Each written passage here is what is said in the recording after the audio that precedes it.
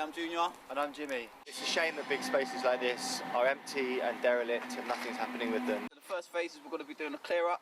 So we're going to clear up the site. Next step, paint the walls. Next step, get the beds in. Then offer those beds to local residents to come in and use them. Anything you want. You want food, herbs, flowers, whatever you want to grow, more than welcome. It's your bed, do what you like.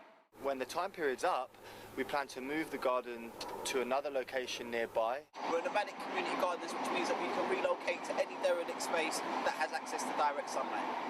An art space, we've got lots of walls that we can invite local street artists. Flying around to the neighbours, speaking to people anyway, anybody that wants to come down, wants to have a space to grow that lives locally, is more than welcome, up to the limit of the beds that we have available.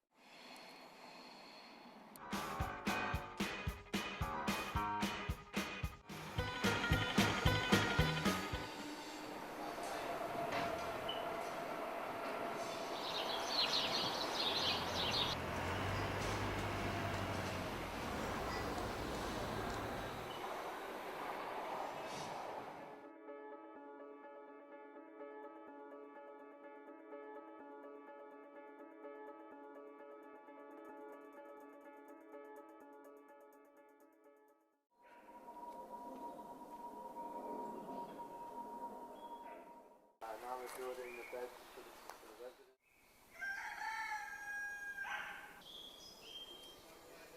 Hello. You can take control of your environment a little bit more here, whereas in the city, you don't say where the pavements are, where the buildings are, what they look like and all that kind of stuff, and you don't watch it change, whereas here you can watch it change and be a part of that change.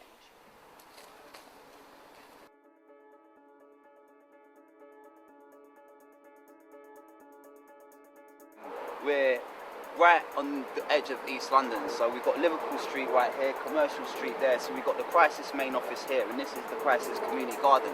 So on the other side, this is where East London starts and the city finishes. I'm going to harvest some of these. They're gigantic, aren't they? We're going to have them for our tea today. This place is amazing.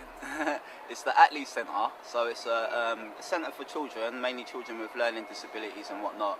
There's a really good team here. Tanya and the guys do amazing work in the local area. For me, the garden is about giving people an opportunity to make their connection with nature and the land and food. I mean, you can see there the ferocity of how much water is coming out.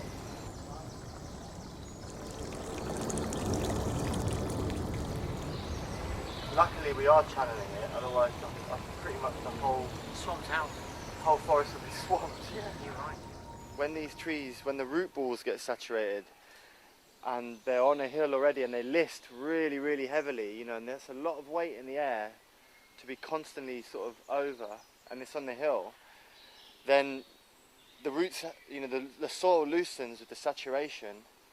And then the tap roots, which are the three basically big anchors that trees have, if one snaps, then the other one snaps, and then the next thing you've got is a multi-ton tree coming down. And one actually did hit the summer house, and I rebuilt it. And then another one, this one here that you can see in front, that happened. You can see the saturation of the soil. That came over and hit the summer house about a year later. But the summer house took it. And I only had to do some minor repairs, which was great. Nan's up 100 and she's out in the farm every single day.